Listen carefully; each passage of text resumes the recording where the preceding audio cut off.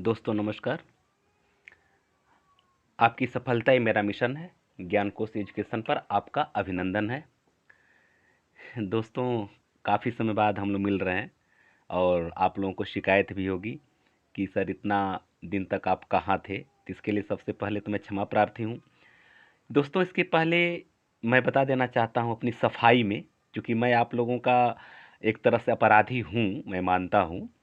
लेकिन उसके पीछे कारण ये था कि कुछ व्यक्तिगत व्यस्तता भी थी और इस बीच में थोड़ा एकेडमिक बच्चों को पढ़ा रहे थे, जैसे नाइन्थ टेंथ फर्स्ट ईयर और सेकेंड ईयर के बच्चों को। थोड़ा सा इस समय बोर्ड परीक्षा चल रहा है तो बच्चों का काफ़ी वो आ रहा था डिमांड कि सर थोड़ा सा हम लोगों को भी जो वीडियो बचा हो उसको डाल दीजिए, अपलोड कर दीजिए।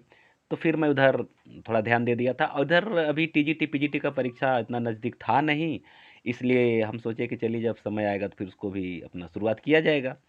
लेकिन अब मैं वहाँ से फ्री हो गया हूँ एकेडमिक से। और जहाँ तक परीक्षा की बात है, अभी तो इसमें चूँकि आचार संहिता चल रहा है तो आचार संहिता में तो कुछ होना नहीं है। लेकिन वही 10 मार्च के बाद अगर सब कुछ ठीक ठाक रहा और ईश्वर अगर साथ दिए तो शायद हम लोगों का जो भी है कि चलिए भाई ठीक है, अगला जो अ, आप तो सब जानते हैं कि अधियाचन मांगा भी गया है और अधियाचन मिल भी चुका है। अगर आयोग और गवर्नमेंट चाहे तो कहीं कोई दिक्कत नहीं आएगा और बहुत जल्दी वैकेंसी आ जाएगी। फिलहाल गवर्नमेंट किसी की बने, बस हम लोग को अपने वैकेंसी से मतलब है, ठीक है ना, और एक नौकरी से मतलब है, ठीक है। तो बस हम लोग यही उम्मीद रखें, चाहे सरकार जो भी आए, वैकेंसी जब भी आए उसकी चिंता नहीं करनी, हम लोग को तैयारी करते रहना है। तो मैं फिर आप लोगों के साथ हूँ, आप लोग इतने महान हैं।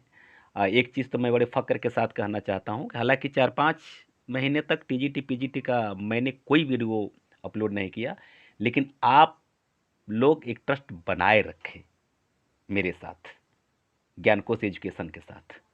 इसके लिए मैं आप लोगों का हार्दिक हार्दिक धन्यवाद देता हूं और दिल से नमन करता हूं कि आप लोग अति महान हैं। इतनी विश्वसनीयता अगर बनाए हुए हैं इतने छोटे से चैनल के साथ मेरे साथ, तो आप महान हैं मित्रों। तो अब जो है कि फिर वही कारवां चलेगा जिस तरह से पिछले जो टीजीटी का या पीजीटी का एग्ज़ाम जो हुआ था 2021 में, जो कारवां चला तो वही कारवां फिर चलेगा और जो भरोसा आप किए थे वो भरोसा आपको मैं टूटने नहीं दूंगा, इतना मैं आपको विश्वास दिलाता हूँ। तो अब हम लोग फिर सिस्टमेटिक ढंग से, पहले एक व्याख्यात्मक वीडियो आपको मिलेगा, उसके बाद फिर उस पर उससे रिलेटेड प्रैक्टिस सेट मिलेगा और आपकी प्रैक्टिस सेट भी एकदम नए हिसाब से मिलेगा, क्योंकि परीक्षा का ट्रेंड भी बदल रहा है तो हम लोग को अपना ट्रेंड बदलना पड़ेगा। वहाँ से कुछ गूढ़ प्रश्नों को पूछा जा रहा है तो हम लोग को गूढ़ प्रश्नों को ढूंढना पड़ेगा और बिल्कुल एक नए अंदाज में आपको ये वीडियो मिलेगा। हालांकि सीमित संसाधन में ही हम ये सब कुछ कर रहे हैं, लेकिन फिर भी मेरे पास जितना कुछ है मैं आपको देने के लिए कृत संकल्पित हूँ, ठीक है ना। चलिए, तो अब हम लोग शुरुआत करते हैं, ज़्यादा समय न लिया जाए आपका, इसलिए हम लोग शुरू करते हैं। आज हम लोग हिंदी की बोलियों के बारे में डिटेल चर्चा करेंगे। हालांकि यहाँ से आप अभी आगे पूरा वीडियो जब देख लेंगे तो आपको लगेगा हाँ यार, यहाँ से तो बड़ा गूढ़ चीज़ हम लोगों को मिल रहा है और उन पर पूरा विस्तृत व्याख्या भी हम लोग करेंगे, ठीक है।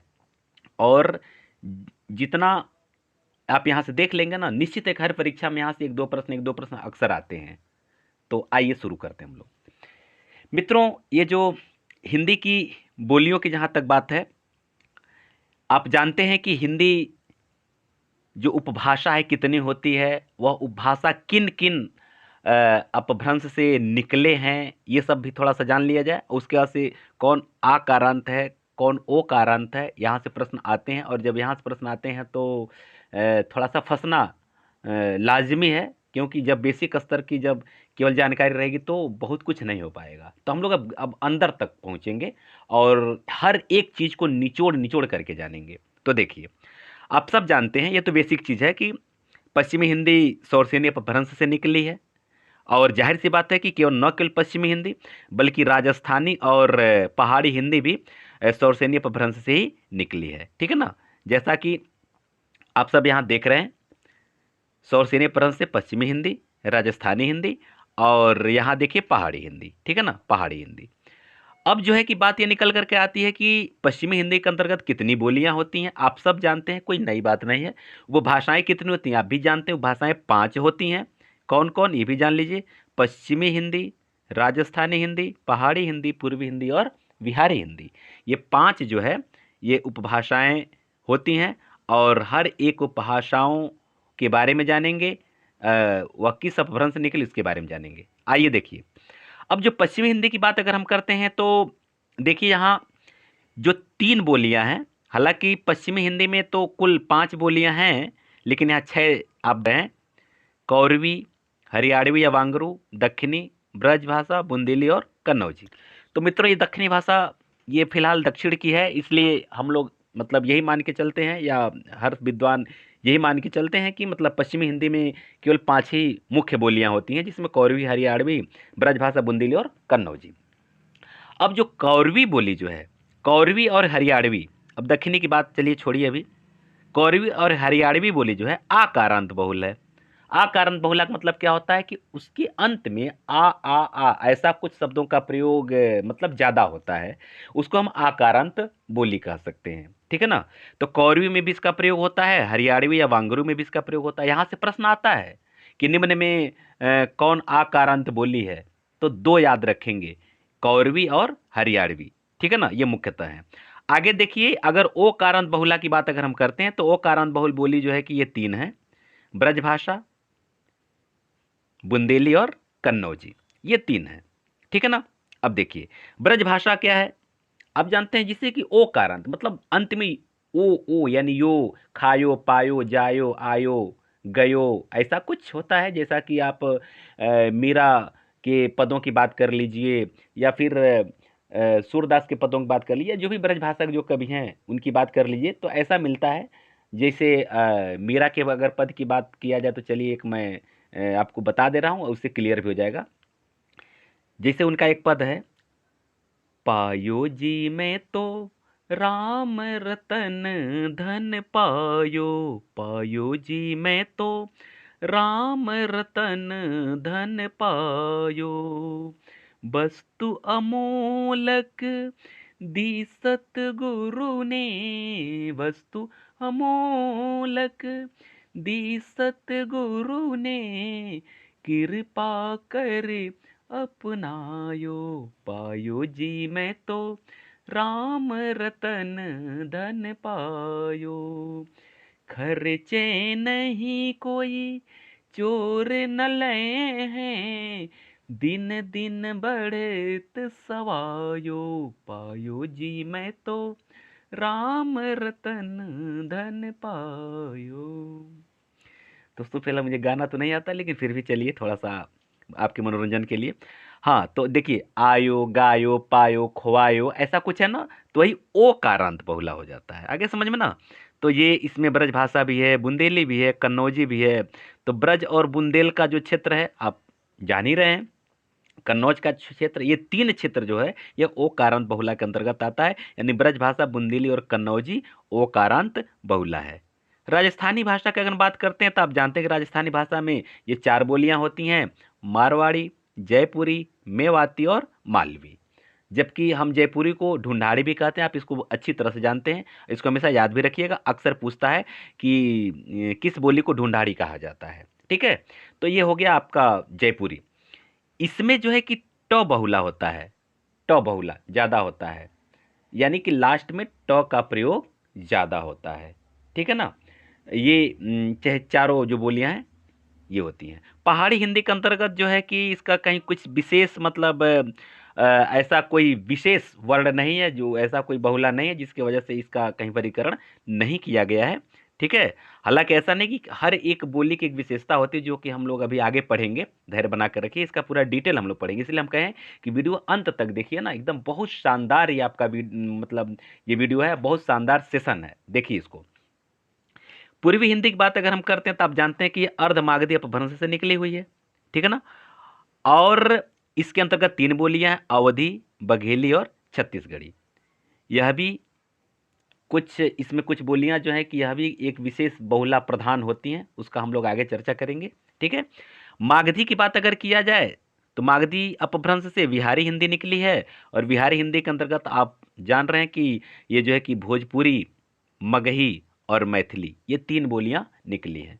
भोजपुरी का जो क्षेत्र है ये गोरखपुर, जौनपुर, बलिया, फिर बनारस वगैरह का जो क्षेत्र है, ये सब पकड़े हुए ये भोजपुरी का क्षेत्र है। यानी बिहार के बॉर्डर के सटे हम लोग हैं ना उत्तर प्रदेश में, इसलिए यहाँ जो है कि भोजपुरी बोली का प्रयोग ज़्यादातर किया जाता है। जैसे कि एक मनई रहीन, वही के दो बेटवे रहीन, ऐसा कुछ बोलते हैं।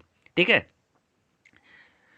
आगे देखिए एक बहुत ही गूढ़ चीज, इसको ध्यान रखेंगे आप। डॉक्टर भोलानाथ तिवारी ने पश्चिमी हिंदी के अंतर्गत दो अन्य बोलियों ताजुबेकी और निमाड़ी, इन दो बोलियों का जिक्र इन्होंने किया है, इसे स्वीकार किया है। मैं यहाँ इसलिए इंगित करा रहा हूँ मित्रों कि क्योंकि हम लोग छोटे से छोटे बिंदु को भी नज़रअंदाज नहीं करना है 2021 टीजीटी का पेपर को देखते हुए। ठीक है ना, तो इसलिए अगर ये प्रश्न बन सकता है कि डॉक्टर भोलानाथ तिवारी ने दो बोलियों को पश्चिम हिंदी के अंतर्गत रखा गया, मान ली दो इसको दे करके कोई दो दो बोलियों का जोड़ा दे दिया, तो फिर वहाँ हम लोग फंसेंगे। इसलिए यहाँ ये सब चीज़ों को ध्यान देना है। अब आइए हम लोग देखते हैं कि किस बोली का क्या क्या नाम है और इसके अंतर्गत कौन कौन सी उपबोलियाँ आती हैं। अब देखिए हरियाणवी बोली की जहाँ तक बात है, हरियाणवी को बांगरू तो कहते ही हैं, लेकिन देशवाली भी कहते हैं। देखिएगा, ध्यान दीजिएगा, देशवाली, देशवाली भी इसका एक दूसरा नाम है। और इसके अंतर्गत जो दो बोलियां भी होती हैं, एक जाटू और एक चमरवा, ये दो बोली जो है कि हरियाणवी की उपबोलियां हैं। ये प्रश्न आ सकता है, इसलिए हर एक बिंदु पर हम लोगों को ध्यान देना पड़ेगा। ठीक है, आइए हम लोग आगे बढ़ते हैं। दोस्तों वीडियो कैसा लग रहा है, आपके कमेंट का मैं इंतज़ार अवश्य करूँगा। बाकी तो कुछ कहना नहीं है। अगर आप चैनल पर नए हैं, आप पूरा कंप्लीट कोर्स प्राप्त करना चाहते हैं टीजीटी पीजीटी का, तो निश्चित है कि आप इसको सब्सक्राइब करेंगे ही करेंगे। अच्छा लगेगा तो लाइक भी करेंगे और शेयर करते रहिए, यही मेरा एक रिक्वेस्ट है आपसे। आइए, ब्रजभाषा को किसी एक अन्य नाम से जानते हैं, क्या क्या है? अंतर्वेदी। इसको हम अंतर्वेदी के नाम से भी जानते हैं ब्रजभाषा को। और ब्रजभाषा के अंतर्गत कुछ उपबोलियां भी होती हैं, जैसे भुक्सा, जादोवाटी, डांगी। जादोवाटी अक्सर पूछता है, यहाँ तक कि नेट जीआरएफ में भी पूछता है कि जादोवाटी किस बोली को कहते हैं, ऐसे प्रश्न आता है। हालांकि उपबोली है, लेकिन ये पूछ देता है किस बोली को कहते हैं। तो ब्रजभाषा का एक दूसरा नाम अंतर्वेदी, भुक्सा, जादोवाटी और डांगी, ये तीन इसकी उपबोलियां हैं, इसको ध्यान रखेंगे। ठीक है, बुंदेली की जहां तक बात है, बुंदेली का एक दूसरा नाम है बुंदेलखंडी। ठीक है, इसकी जो उपबोलियां हैं, पावरी, बनाफरी, लोधांती, निभट्ठा, ये सब इसकी उपबोलियां हैं। मित्रों अगर हम अवधी की बात करें, अवधी, तो आप जानते हैं कि अवधी जो है कि अवध क्षेत्र की बोली है और इसको कोशल प्रदेश भी कहते हैं, इसलिए इसको कोशली भी कहा जाता है। इसका एक अन्य नाम वैशवाड़ी भी है। और इसके अंतर्गत तीन बोलियों का जिक्र होता है, एक जोलहा, एक गहोरा और एक जूडर। जूडर, ये तीन जो है ये उपबोलियां होती हैं। कौरवी की जहाँ तक बात करें, तो कौरवी को खड़ी बोली जानते ही हैं। खड़ी बोली वो हमारी मानक भाषा भी है, मतलब राजभाषा जो घोषित हुआ हिंदी, वो मानक भाषा के अंतर्गत आती है। तो ये जो है कि कौरवी का एक दूसरा नाम खड़ी बोली है। इसके अंतर्गत कोई भी उपबोली का जिक्र नहीं किया गया है। ठीक है ना। अच्छा, आइए हम लोग देखते हैं छत्तीसगढ़ी की बात करते हैं। छत्तीसगढ़ी का एक बहुत शानदार प्रश्न है, खलटाही। इसको खलटाही भी कहते हैं, ध्यान रखिएगा। खलटाही और लरिया, ये जो दो अन्य नाम है छत्तीसगढ़ी की। ठीक है, और इसकी उपबोलियों का भी कहीं कोई जिक्र नहीं है। आइए बघेली की चर्चा कर लेते हैं। बघेली का एक दूसरा नाम रिवाई भी है। निबट्ठा इसका एक उपबोली भी है। ठीक है, डिंगल, डिंगल भाषा को हम भाट भाषा भी कहते हैं। भाट भाषा, जैसा कि आप जानते हैं कि आदिकालीन कवियों को हम भाट कवि कहते थे। भाट कवि कहा जाता है, कहते नहीं थे, कहा जाता है। तो भाट कवियों की भाषा रही है डिंगल, इसलिए इसको भाट भाषा भी कहते हैं। पिंगल की जहाँ तक बात है, पिंगल जो है कि नाग भाषा, नाग भाषा एक इसका दूसरा नाम नाग भाषा है पिंगल को। तो डिंगल और पिंगल आप जानते हैं कि अपभ्रंश मिश्रित राजस्थानी और ब्रज मिश्रित को ऐसा मिलाकर के दोनों भाषाएं बनती हैं। ठीक है, आप इसको जानते हैं, इस पर ज़्यादा जिक्र करने की आवश्यकता नहीं है। जहाँ रुक करके हमको व्याख्या करना, वहाँ हम करेंगे। हाँ, ये बहुत शानदार है। यहाँ से एक प्रश्न अक्सर परीक्षाओं में पूछा जाता है और बड़ी बड़ी परीक्षाओं में पीजीटी, नेट, जीआरएफ वगैरह हर परीक्षाओं में पूछा जाता है। बहुत शानदार प्रश्न है कि किस बोली को किस विद्वान ने उसका नामकरण किया है। जैसे कौरवी बोली, कौरवी बोली को राहुल सांकृत्यायन ने इसका नामकरण किया है, मैंने राहुल सांकृत्यायन इसके नामकरण करता है। ठीक है। ब्रजबुल ईश्वर चंद्र गुप्त, आप जानते हैं ब्रजबुल। ब्रजबुल गलती से कभी कभी ब्रज भाषा के रूप में कोई जान लेता है, जबकि सही नहीं। ब्रजबुल जो है कि ये बंगाल प्रांत की भाषा है, ठीक है ना, पश्चिमी बंगाल की। और वहाँ ये जो कि ब्रजबोली का प्रयोग किया जाता है, न कि ब्रज में। ठीक है। आइए फिर हम बात करते हैं राजस्थानी भाषा की। राजस्थानी भाषा का जो नाम दिया है ग्रियर्सन ने दिया है, उसका जो नामकरण किया है। डिंगल भाषा का नामकरण बांकीदास ने किया है, बिहारी भाषा का नामकरण ग्रियर्सन ने किया है। अब देखिए, ग्रियर्सन दो भाषाओं का नामकरण किया है, एक क्या राजस्थानी और दूसरा क्या बिहारी। ठीक है ना, इस दोनों को ध्यान रखेंगे। अगर बिहारी पूछता है तो भी जो है कि जॉर्ज ग्रियर्सन होगा, और राजस्थानी भाषा का नामकरण पूछता है तो भी जॉर्ज ग्रियर्सन होगा। अब राजस्थान में डिंगल का ही प्रयोग होता है, तो डिंगल के एक साथ रख लीजिए बांकीदास को, बांकीदास डिंगल, बांकीदास डिंगल, डिंगल बांकीदास एक साथ कर सकते हैं। कौरवी को आपको बढ़िया तैयार कर लीजिए, राहुल संकीर्तन जी ने कहा है। ब्रजबुल को ईश्वर चंद्र गुप्त ने कहा है। अब आइए भोजपुरी की बात हम लोग कर लेते हैं। भोजपुरी को रेमंड, रेमंड ने इसका नामकरण किया है। अरे रेमंड एक सूट होता है, शूटिंग शर्टिंग का होता है ना रेमंड, बस उसी से ध्यान दीजिए कि रेमंड क्या पहनते थे। भोजपुर के लोग जो है कि रेमंड का सूट पहनते थे। भोजपुर के लोग क्या पहनते थे, रेमंड का सूट पहनते थे। हो गया, ट्रिक तैयार हो गया।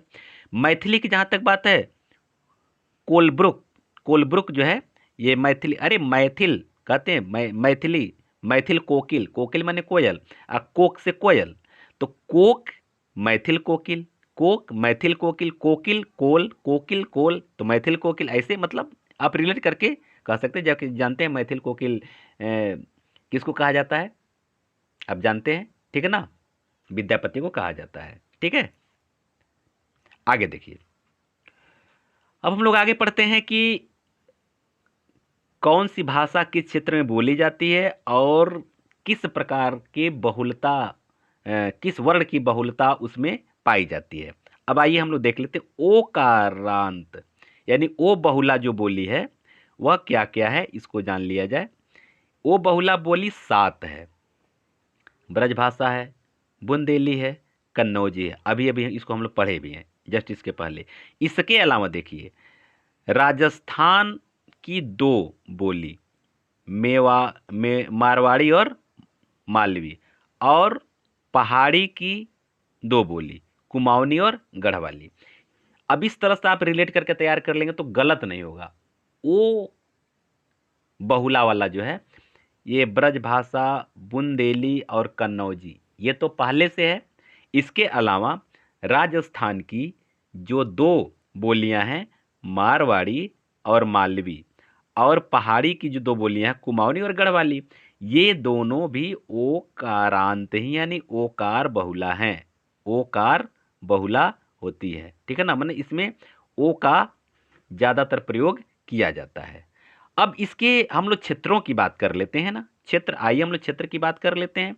जहाँ तक ब्रज भाषा की बात है, ब्रज भाषा का क्षेत्र आप सब जानते हैं, मथुरा, आगरा, अलीगढ़, बरेली, बदायूं, एटा, मैनपुरी, गुड़गांवा, भरतपुर, करौली। करौली को दोस्तों, इसको एकदम दिमाग में सेट कर लीजिएगा। करौली अक्सर पूछता है कि करौली में कौन सी भाषा, या करौली क्षेत्र में कौन सी भाषा बोली जाती है, या ब्रज भाषा का क्षेत्र है। 3 गलत दे दिया और 1 करौली दे दिया तो लगता है कि कौन है, तो करौली अक्सर पूछता है। भरतपुर आप जानते हैं कि ये राजस्थान का बॉर्डर राजस्थान में पड़ता है और आगरा के तुरंत बाद पड़ता है, इसलिए जो है कि ये जो है कि भरतपुर का जो क्षेत्र है, हालांकि है तो राजस्थान में, लेकिन यहाँ ब्रजभाषा का प्रयोग किया जाता है। गुड़गांवा भी इसको ध्यान रखिएगा, बाकी तो सब लगभग क्लियर हो जाता है।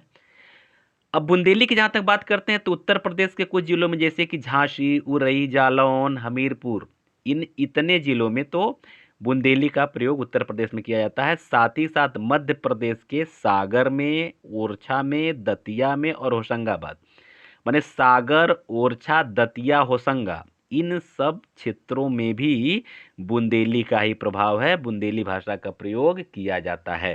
ठीक है, आइए कन्नौजी की बात अगर कर लिया जाए तो कन्नौज का जो क्षेत्र है, देखिए कन्नौज जिला भी है जानते हैं, लेकिन कन्नौजी का क्या क्या क्षेत्र है। अब देखिए इटावा है, फर्रुखाबाद है, हरदोई है, पीलीभीत है, शाहजहांपुर है, कानपुर है। ये इतना क्षेत्र आपका क्या है, कन्नौजी का है। ठीक है ना। कानपुर के आसपास के जो जिले हैं, जैसे कि हरदोई, पीलीभीत, शाहजहांपुर, एक एक सीरियल के जिले, एक लाइन के जिले हैं। ठीक है ना। इटावा, फर्रुखाबाद, ये कानपुर सब आसपास के जिले हैं। तो ये सब जो है कि ये कन्नौज का क्षेत्र है, यानी कन्नौजी बोली यहाँ बोली जाती है। मारवाड़ी की जहाँ तक बात है, अब जोधपुर, अजमेर, किशनगढ़ और जैसलमेर, यानी कि पश्चिमी राजस्थान की तरफ की ये जो क्षेत्र है, ये वहाँ ये बोली जाती है। कुमाऊनी की जहाँ तक बात है, नैनीताल, अल्मोड़ा और पिथौरागढ़। नैनीताल, अल्मोड़ा और पिथौरागढ़ जो है ये कुमाऊनी का क्षेत्र है। टिहरी, गढ़वाल, चमोली और उत्तरकाशी ये गढ़वाली का क्षेत्र है। टिहरी, गढ़वाल अलग अलग जिला जानते हैं, तो गढ़वाली हो गया। और चमोली और उत्तरकाशी, इसको आप ध्यान रख लेंगे तो आपका हो जाएगा गढ़वाली, गढ़वाली का क्षेत्र। मालवी की जहाँ तक बात, अब देखिए उज्जैन, प्रतापगढ़, रतलाम, इंदौर और देवास, ये इतना क्षेत्र है।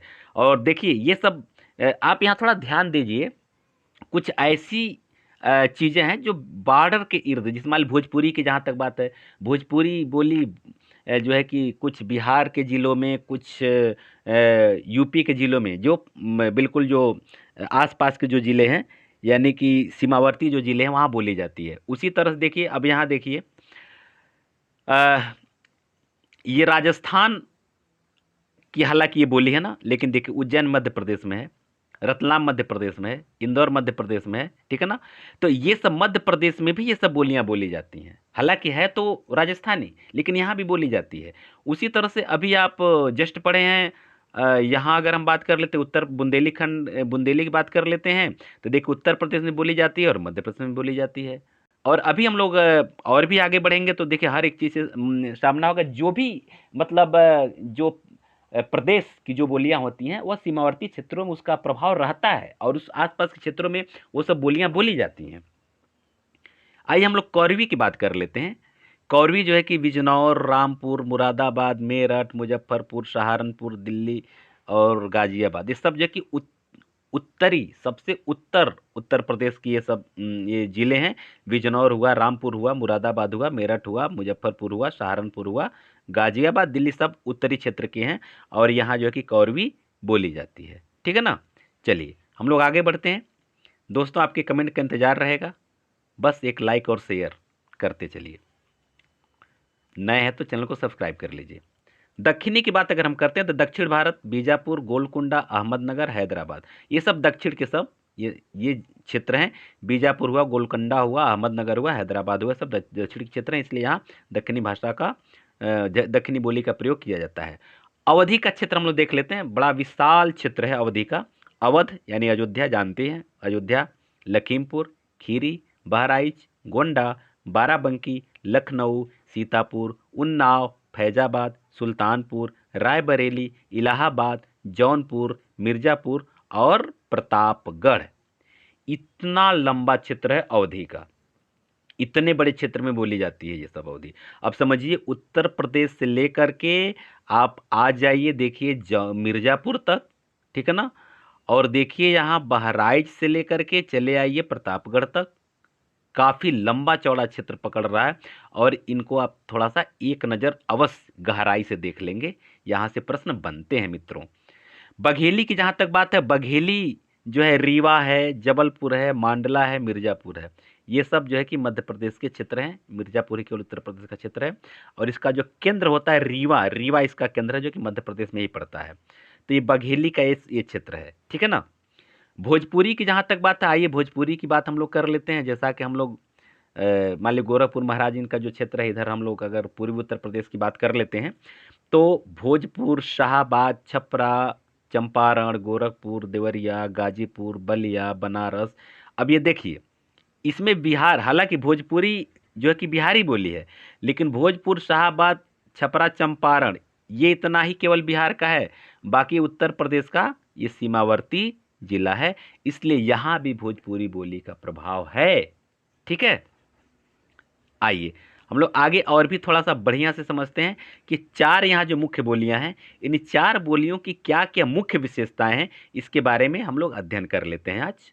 एकदम बिल्कुल डीपली तक हम लोग पहुंचेंगे मित्रों। एकदम आप यहाँ से अब से जो मैं एक नए अवतार में आपके सामने प्रस्तुत होऊंगा, इसके पहले के वीडियोस में बहुत कुछ सीखा, बहुत कुछ मैं रिसर्च भी किया कि कैसे अच्छे अच्छे कंटेंट तैयार किए जाएं, कितनी गहराई तक उतरा जाए, कैसे सफलता मिले, बहुत सारी चीज़ पर हमने रिसर्च किया, तब जा कर के अब यहाँ आपके सामने मैं प्रस्तुत हो पा रहा हूँ।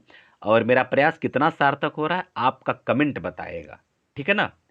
और क्या चाहिए यह भी आप हमें अवश्य बता देंगे। चलिए, ब्रज भाषा की जो बात है, ब्रज भाषा का जो एक तरह से विशेषता देखिए, आप जानते हैं स्वरसेनी अपभ्रंश से निकली है, सब जानते हैं। दूसरा क्या है कि पश्चिमी हिंदी के अंतर्गत की ये बोली है। ओकार बहुला है ये, जिसमें स्वर की बात किया जाए तो अति, ह्रस्व, ह्रस्व और दीर्घ, ये सभी प्रकार के स्वरों का प्रयोग यहाँ किया जाता है। यहाँ ड़ वर्ण को हम न के रूप में इसका उच्चारण करते हैं, ड़ को न के रूप में उच्चारण करते हैं। और ये ड़ को र के रूप में, सड़क, सड़क नहीं शरक, शरक, ठीक है। श और श, तालव्य श, मूर्धन्य श को हम दंत्य श का उच्चारण के रूप में करते हैं, ठीक है। और अगला जो विशेषता है कि य और व तो यथावत रहते हैं। अय और औ इसका जो है कि मूल स्वर है, और अ का विवृत ध्वनि के रूप में प्रयोग किया जाता है, अविवृत रूप में इसका प्रयोग किया जाता है। अब भाई हम लोग जानते हैं थोड़ा सा अवधी भाषा की विशेषताओं के बारे में। अवधी भाषा जो है कि आप जानते हैं कि अर्धमागधी अपभ्रंश से निकली हुई है, पूर्वी हिंदी उपभाषा की ये बोली है, अकार बहुला है, अकार, आकार ने अकार बहुला है ये। इसमें दो प्रकार के स्वर का प्रयोग होता है, अति ह्रस्व स्वर और ह्रस्व स्वर। व्यंजनांत बोली है, मतलब इसके अंत में स्वर का प्रयोग नहीं बल्कि व्यंजन, व्यंजन शब्द ज्यादा आते हैं अंत में, ठीक है ना। ड़ के बदले यहाँ भी न का प्रयोग किया जाता है, यहाँ भी श श के बदले स का प्रयोग किया जाता है, यहाँ ल के बदले र का प्रयोग किया जाता है, ठीक है ना। र, य और व के बदले ज और उ का प्रयोग किया जाता है, ज, य के बदले ज, व के बदले उ, ठीक है ना। जैसे मान ली कि यादव, एक शब्द है यादव, तो यादव को अब यहाँ अगर अवधि में लिखना है तो लिखेंगे जादव, य को ज। वह को लिखेंगे उह, उह, वह को लिखेंगे उह, व का उ, ऐसे।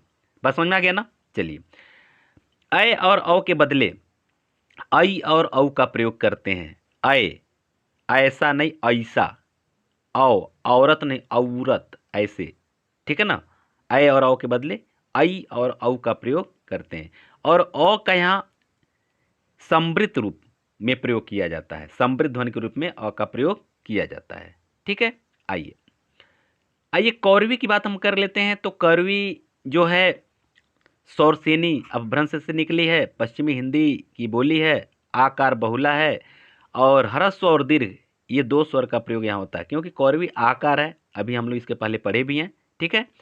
और इसके अ का अर्ध विवृत स्वर के रूप में प्रयोग किया जाता है, ये अविवृत ध्वनि है इसके अंतर्गत, ठीक है। आइए भोजपुरी की बात जहाँ तक हम लोग कर लेते हैं, तो भोजपुरी जो है कि मागधी अपभ्रंश की बोली है, बिहारी हिंदी के अंतर्गत है। ई ईकार बहुला है, ईकार बहुला, इसमें अति ह्रस्व स्वर, ह्रस्व स्वर और दीर्घ स्वर तीनों प्रकार के स्वर का प्रयोग हम करते हैं। ईकार बहुला मतलब ज्यादातर ई का प्रयोग, एगो मनई रहीन, ओकर, दुई गो, बेटवा रहीन, ऐसे जो होता है, तो ई का ज्यादा प्रयोग हो रहा है ना, वही है ईकार बहुला। यह भी व्यंजनांत बोली है, यानी इसके अंत में व्यंजन शब्द का प्रयोग, व्यंजन स्वर का प्रयोग नहीं बल्कि व्यंजन का प्रयोग होता है, व्यंजनांत। शब्द के मध्य में र का लोप हो जाता है, अगर कहीं र शब्द है तो र का अक्सर लोप कर दिया जाता है। ल और ड के जगह पर र का प्रयोग किया जाता है, श, स, ब के जगह पर ह का प्रयोग किया जाता है। ड़ ध्वनि यहाँ होता ही नहीं है, इसमें ड़ ध्वनि नहीं है। और अंग यहाँ स्वतंत्र ध्वनि के रूप में प्रयोग किया जाता है भोजपुरी में, और अ को यहाँ अर्ध विवृत ध्वनि के रूप में प्रयोग किया जाता है। तो दोस्तों आप लोग अब तक हमारे साथ बने रहे, या एक छोटे से वीडियो के साथ आज हम लोग आगाज़ करते हैं फिर एक युद्ध भूमि में उतरने के लिए पूरी तैयारी के साथ, और निश्चित है कि अब की ईश्वर भी हम लोगों के साथ रहेगा और सब कुछ आपके साथ रहेगा और निश्चित सफलता मिलेगी। मैं तो बस आप ही लोगों के लिए कामना करता रहता हूँ, आप लोग सफल हैं तो मैं भी सफल हूँ, मेरा प्रयास सफल है, क्योंकि एक टीचर का एक वही होता भी है। अगर आप में से बहुत सारे हमारे मित्र टीचर हैं, और टीचर का क्या उद्देश्य होता है आप सब जानते हैं कि हर टीचर, चूंकि आप लोग, मैं माफ़ करिएगा इसमें आप लोग, मैं शिष्य कभी यह मत समझे, मैं आप लोग को अपना शिष्य समझ सकता हूँ, क्योंकि आप हमारे पैरेलल हैं, आप लोग बहुत सारे लोग हमारे जैसे टीचर हैं, ठीक है। तो टीचर का पद एक समान होता है, उम्र चाहे जो भी हो। मान लीजिए कि अब हमारी उम्र ठीक है, अगर कुछ ज़्यादा है कोई बात नहीं, अगर आपकी कुछ कम है फिर भी पैरेलल हम लोग हैं, और आप सम्माननीय हैं, जगत वंदनीय हैं, अति महान है। ये अलग चीज़ है, किसी को हो सकता है भाग्य से या कुछ कर्म की कमी से अ, सफलता नहीं मिल पा रही है, तो अलग चीज़। लेकिन हम बार बार जब लगे रहेंगे, बार बार लगे रहेंगे, और भाग्य को एक बार मत्था टेकना पड़ेगा, यार बहुत जिद्दी इंसान है, इसको अब दे ही डालो, कर्म करते रहिए, भाग्य हम लोगों का साथ अवश्य देगा, और भाग्य से हम लोग लड़ करके सब कुछ अपना हासिल कर ही लेंगे, ठीक है ना। इन्हीं सब शुभकामनाओं के साथ फिर हम लोग मिलते हैं अगले वीडियो में। आप सबको बहुत बहुत धन्यवाद।